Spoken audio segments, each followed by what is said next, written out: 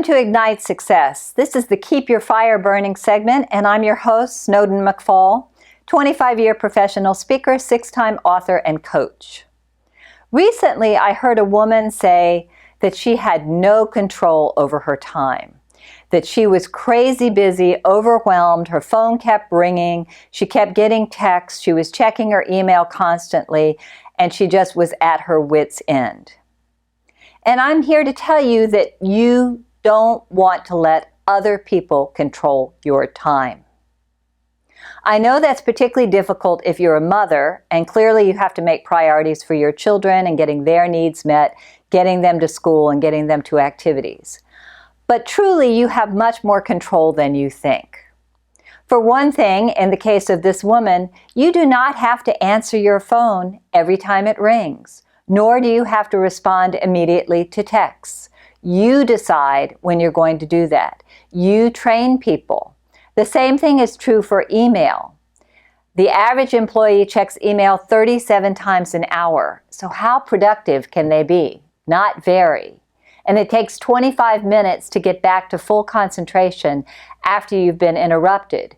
Many of the women that I coach say that they have problems with their employees coming in and interrupting them all the time. So what can you do about that?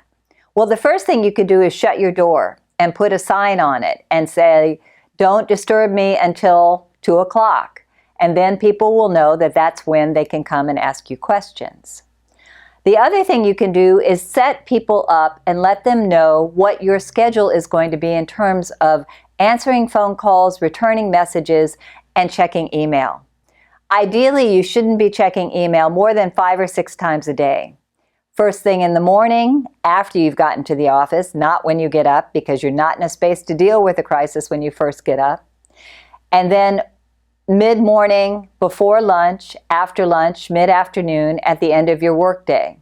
And I know so many of you check your email at night, but you don't have to do that. You can train your clients, your associates, and your friends to let them know when you will be responding, and they'll get used to it. Same thing with email, phone, and text. You can set expectations of people. Ask your family for help.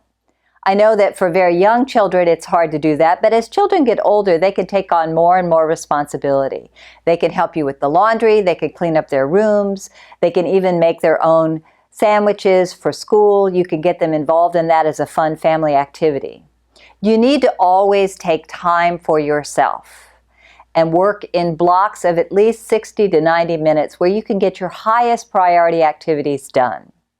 Don't let others control your time. You have much more control than you think if you'll take it and set yourself up for success.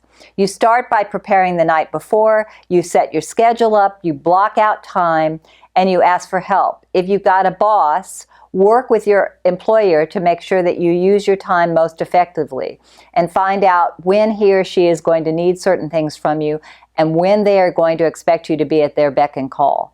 But beyond that, you can still set up your day and determine how you're going to respond to things. You have more control than you think, and you can keep yourself healthier, happier, and less stressed if you take control and manage your own time.